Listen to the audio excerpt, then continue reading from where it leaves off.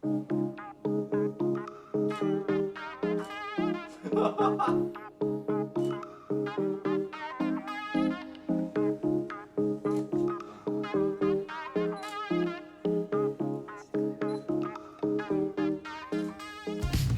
여러분, 성호입니다.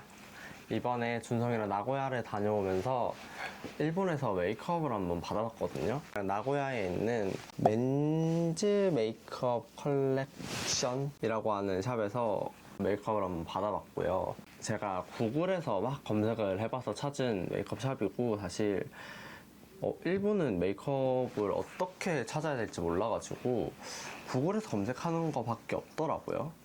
제가 사실 메이크업 받아보는 것도 되게 좋아하고, 한국에서 메이크업 받아봤을 때 이 선생님들이 제 얼굴을 약간 해석하기에 따라서 메이크업 느낌이 다 다르더라고요. 그래서 뭐 메이크업을 받아봤는데, 이번에 또 좋은 기회가 생겨서 나고야에서 촬영까지 할 수 있어가지고 또 촬영을 해서 오게 됐습니다.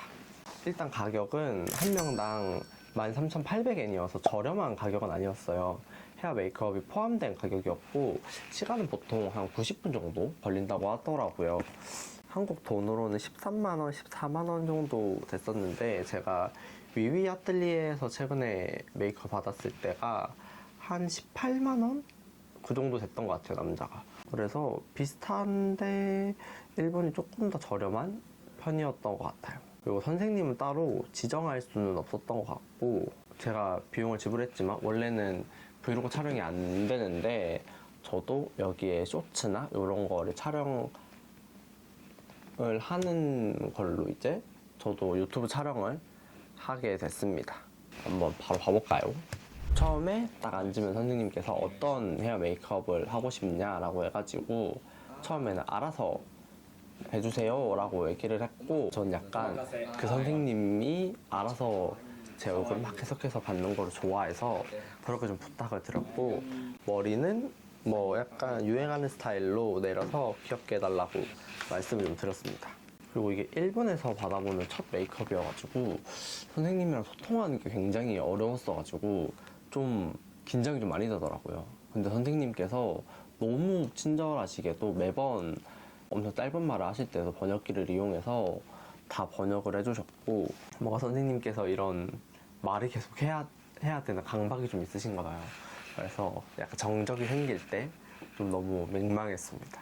그리고 메이크업실은 저희가 개인룸으로 돼 있었고, 한국에 그렇지 않은 메이크업실도 되게 많거든요. 뭐 중간중간 커튼으로 가려져 있거나 아니면 오픈된 공간에 의자만 이렇게 나눠져 있고 같은 공간에서 받는 공간도 많은데, 여기는 전부 다 개인룸으로 이렇게 돼 있었고, 세팅이 굉장히 깔끔하게 돼 있었는데, 보통 한국 같은 경우는 앞쪽에 있는 테이블에다가 메이크업 제품을 세팅하는데 전부 다 옆에 있는 트레이에다가 세팅이 좀 돼 있었고, 남자만 전문으로 하는 샵이어서 그런지 메이크업 제품이 그렇게 다양하지는 않았어요.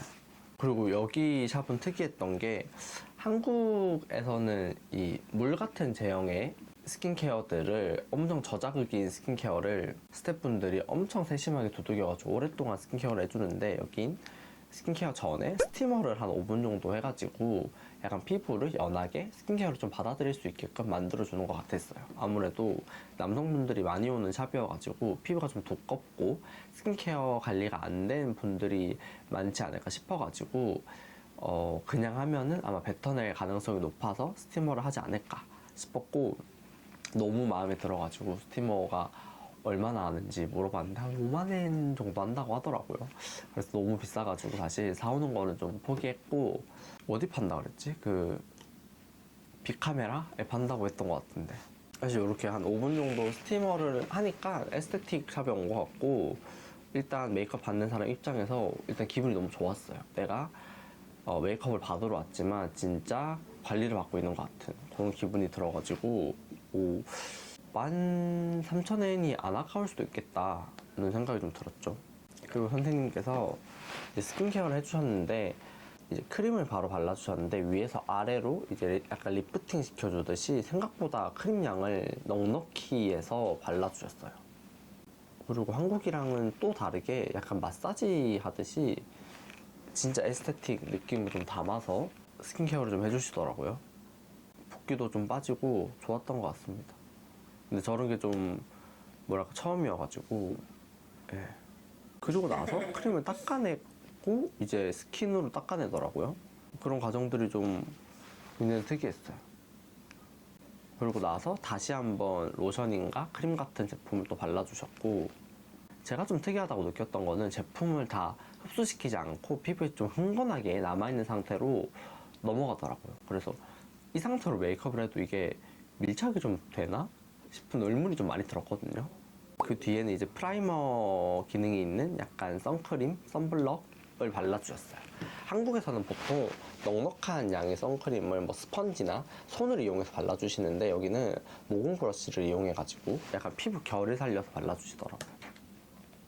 그리고 컨실러를 이용해서 이 수염 부분이랑 다크서클 있는 부분에 약간 보색을 이용해가지고 좀 가려주셨습니다. 지금 보시면 보이겠지만 피부에 약간 번들거리는 거 보이시죠? 이게 크림이 진짜 하나도 흡수가 안 돼서 그렇습니다. 그리고 선생님이 이제 아까 썼던 모공 브러쉬로 약간 쓸어주듯이 파운데이션을 발라주셨어요. 얘도 막 매트했던 것 같진 않고 피부에 크림 때문인지 굉장히 윤광도는 피부 표현이 됐거든요. 근데 생각보다 양을 좀 많이 해서 조금 피부가 두툼하게 표현을 좀 해주시더라고요. 확실히 일본이라는 나라 자체가 습하고 주변에 바다도 많고 이래서 피부가 무너질 거 생각해서 피부 표현도 조금 두껍고 아니면 아예 안 하거나, 그리고 또 매트하게 잡는 것 같았어요. 그리고 스펀지로 굉장히 힘을 빼가지고 이 여분에 남아있는 파운데이션들을 스펀지로 흡수시키면서 밀착을 좀 시켜주셨고요. 그리고 남자 선생님인데 네일 아트를 진짜 예쁘게 하셨더라고요.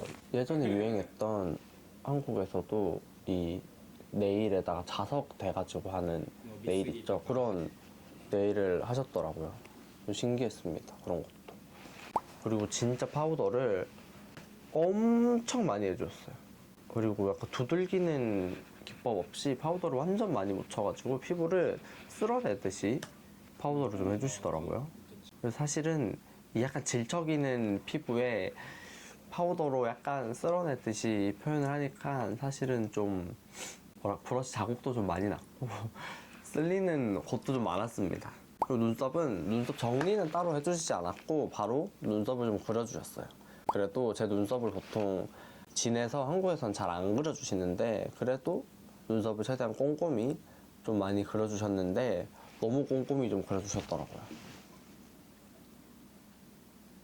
그리고 눈화장으로 들어가는데요. 한국은 전체적으로 지금 같은 경우는 약간 미지근한 컬러나 쿨 컬러들이 유행을 하는데, 중국이나 일본 같은 경우는 아직 엄청 따뜻한 웜 컬러들이 유행을 하는 것 같았어요.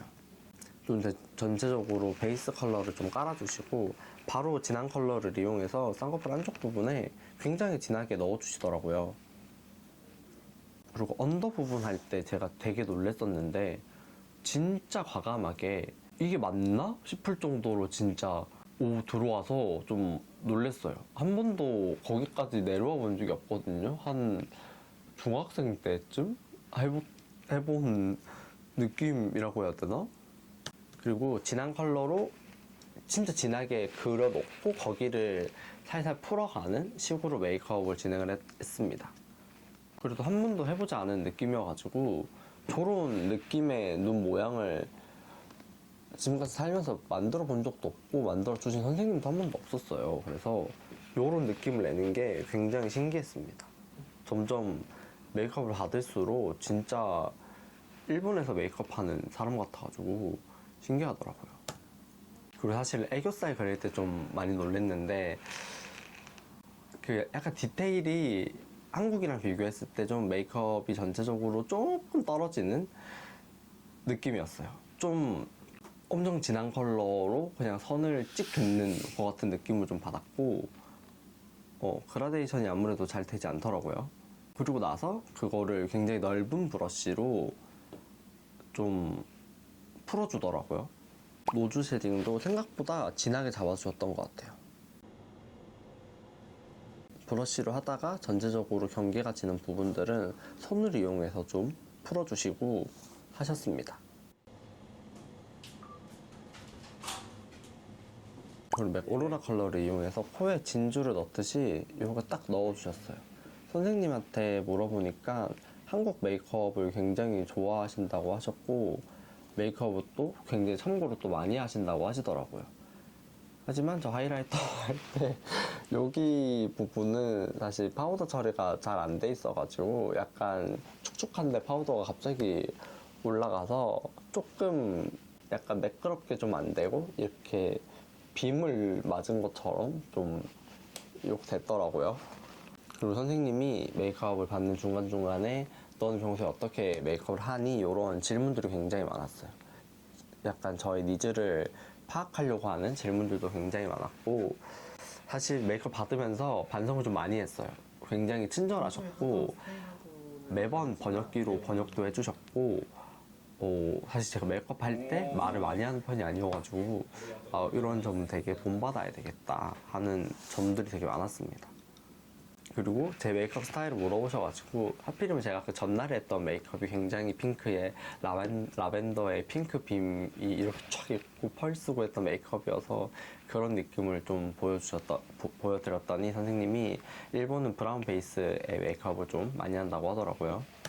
그래서 하고 싶은 말이 있는데 예전에는 RMK에서 나오던 색조들이 굉장히 예쁜 컬러들이 많았거든요. 근데 갑자기 요새는 엄청 딥하고 탁한 컬러들 위주로 나와서 살 게 없어요.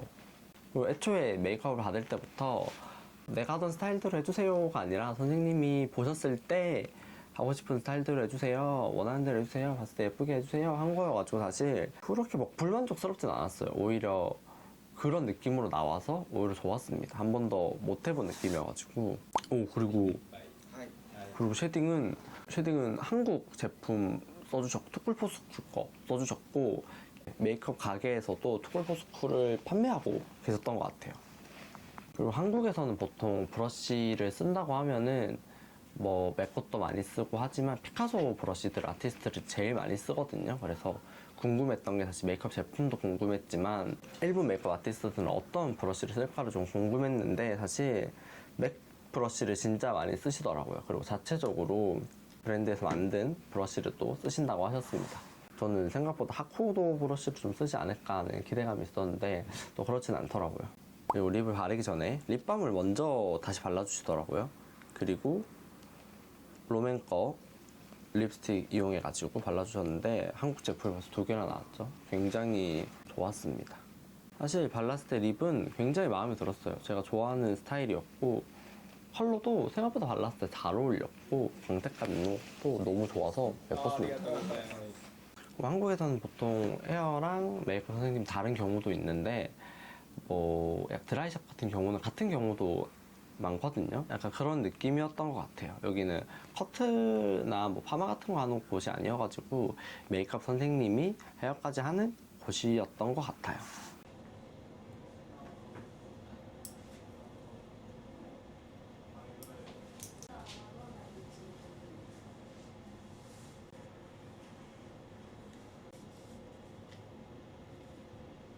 그리고 선생님의 TMI가 약간 있었는데 한국에 메이크업 유학을 한번 와보고 싶다고 하셨고 20살 때부터 메이크업을 하셨다고 하시더라고요. 그래서 저도 신나가지고 나도 20살 때부터 메이크업 했다 이런 얘기하니까 제 유튜브도 진짜 잘 봤다고 하셨어요. 그래서 그때 진짜 굉장히 민망했고 또 준성이 해주셨던 여자 선생님이 메이크업 선생님이라고 하더라고요. 그래서 중간중간에 오셔가지고 제 메이크업도 봐주시고 뭐 여기서 더 해야 될 건 없는지 이런 확인도 또 해주셨습니다.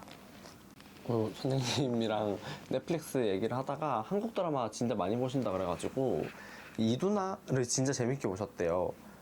그리고 저는 갯마을 자차차랑 옥시부인전을 추천드렸는데 아직 옥시부인전은 일본 넷플릭스에 없다고 하네요. 굉장히 재밌으니까 한번 보셨으면 좋겠습니다. 그리고 굉장히 말이 짧아가지고 힘들었어요. 소통하기가. 그리고 헤어는 왁스를 좀 넉넉히 발라서 한쪽부터 발라가지고 컬감을 살리면서 머리를 좀 마무리 해주셨고 스프레이를 뿌려가지고 헤어를 빡 고정을 좀 해주셨어요. 머리가 전체적으로 뒤쪽으로 좀 넘어가는 이런 느낌을 좀 많이 주셨던 것 같습니다. 그리고 옆에서 준성이가 진짜 메이크업 선생님이랑 얘기를 엄청 많이 하더라고요. 그래서 좀 신기했어요. 옆방에서 들릴 정도로 완성된 메이크업은 이런 느낌입니다. 뭔가 제가 일본에서 태어났다면 저러고 시부야에 놀러 다니지 않았을까요? 옆에 선생님도 같이 촬영을 해주셔가지고 네, 있습니다. 선생님 인스타그램 들어가시면은 메이크업 있으니까 한번 보셔도 좋을 것 같아요. 그리고 메이크업을 끝내고 나서 사실 너무 마음에 들었었는데 저희가 나고야 성에서 스냅 촬영을 하기로 했어가지고 사실 헤어가 조금 마음에 안 들어가지고 볼륨만 조금 더 주고 수정만 살짝 받고요. 메이크업은 사실 전혀 수정하지 않았습니다. 일단 일본에서 메이크업을 처음으로 받아봤는데 저는 굉장히 만족스러웠어요. 일본 풍의 메이크업을 한번 받아보고 싶었고 일본 샵에서는 메이크업 하는 이런 메이크업 단계는 어떤지 어떻게 고객을 대하는지 이런 것도 궁금했는데 그런 것도 조금 풀렸고 재방문은 같은 샵은 할 생각은 없고요. 일단 기회가 된다면. 그리고 제가 물어보고 싶은 거는 혹시 일본에서 헤어 메이크업 샵 어떻게 예약하는지 어떻게 유명한 샵 찾는지 아시는 분들은 댓글로 좀 알려주셨으면 좋겠습니다. 그리고 이 영상이 조금 인기가 많고 반응이 좋다면은 다른 나라에서도 더 많은 메이크업을 받아보도록 하겠습니다. 그리고 나트랑에서도 이미 받아본 거 다들 아시니까 반응이 좋았으면 하네요. 그리고 메이크업 선생님들이 물어보니까 굉장히 한국 메이크업 유행 같은 거를 굉장히 참고를 많이 하신다고도 하셨고 한국 메이크업 브랜드들, 제품들도 진짜 많이 사용을 하시더라고요. 그리고 메이크업 하면은 한국 메이크업을 빼놓을 수가 없다고 말씀을 좀 많이 하셔가지고 확실히 한국 메이크업이 되게 동양인들한테는 잘 맞는 메이크업이지 않을까 하는 생각을 좀 했습니다. 일본에서 14만원짜리 메이크업 받아왔습니다, 여러분들. 안녕.